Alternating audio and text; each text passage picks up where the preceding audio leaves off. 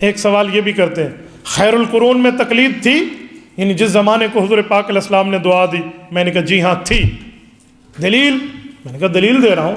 امام ابن قیم رحمہ اللہ کو سلامی پیش کرتے تو تمہاری زبانیں تھکتی نہیں ہیں، اور ابن قیم رحمہ اللہ کے اعلام الموقعین عن رب العالمین کی جلد اول صفحہ 12 اٹھا لو، وہ فرماتے ہیں والذین حفظت عنہم الفتوی من اصحاب رسول اللہ صلی اللہ علیہ وسلم 130 الفا، کا پیغمبر اسلام کے بعد صحابہ کرام میں 130 وہ لوگ تھے جو شریعت کے مسائل بتاتے تھے، باقی ان کی بات کو مانتے تھے۔ بیٹا یہی تو تقلید ہے۔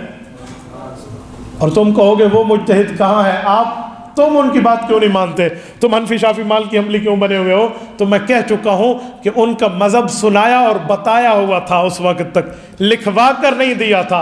امام صاحب نے سن کر لکھ کے امت کو دیا ہے، اسے فقہ حنفی کہتے ہیں کہ لکھا ابو حنیفہ نے ہے، بتایا ہوا انہی کا۔ یہ کوئی نئی چیز نہیں ہے۔ جس مسئلے پہ پیغمبر پہ صحابہ تھے ہم اسی مسئلے پہ رہیں، بس نام کا فرق ہے۔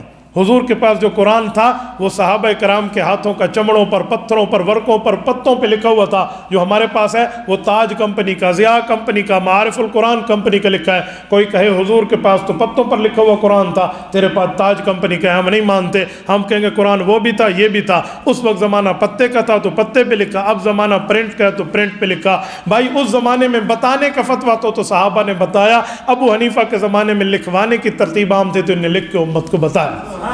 مسئلہ دونوں کا ایک ہی ہے، یہ کوئی فرق نہیں ہے۔ ورنہ کوئی آپ کو کہے حضور پاک علیہ السلام جس مسجد میں نماز پڑھتے تھے اس کی چھت تو کچی ہوتی تھی، آپ جس میں پڑھتے ہیں پکی ہے، آپ کہیں گے مسجد وہ بھی تھی مسجد یہ بھی تھی، اس زمانے میں کچا تھا اس زمانے میں پکا ہے دونوں اللہ کے گھر، تو اس لیے اعتراض نہیں ہو سکتا۔